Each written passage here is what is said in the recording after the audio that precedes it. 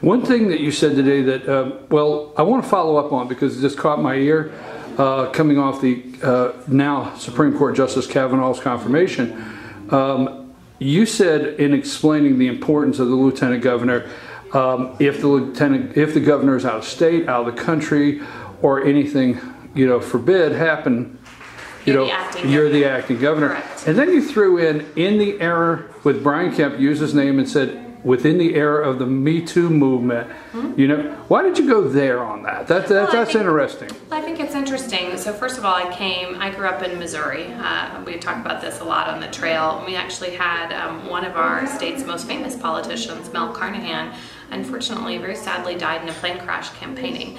And so I've always grown up with the understanding that succession could be part of these roles in politics. And for the lieutenant governor, the reason I bring that up is I do think we're in a new era. I think what a lot of women over many, many years have felt is that it wasn't worthwhile reporting assaults or harassment. And I think now you're going to see a groundswell of women who do not hesitate to report.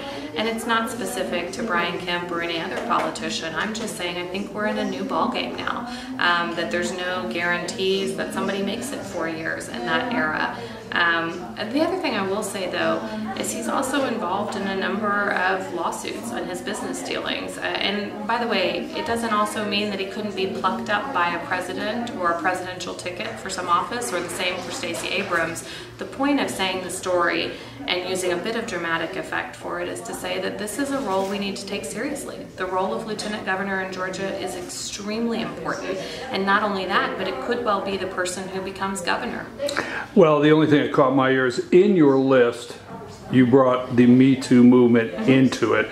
And I thought that was quite interesting. Yeah, I think to put it's that also in fair, right? And I think we've seen this in C-suites across the business community where I have spent the last 15 years. We've seen this in C-suites. Wait a minute, let me ask you something. I don't mean to be rude, but when you say you think that's kind of fair, I think all the other things you listed were actual things that do take place that are very accurate as far as a governor. Something could happen, be picked by the. But this also could happen.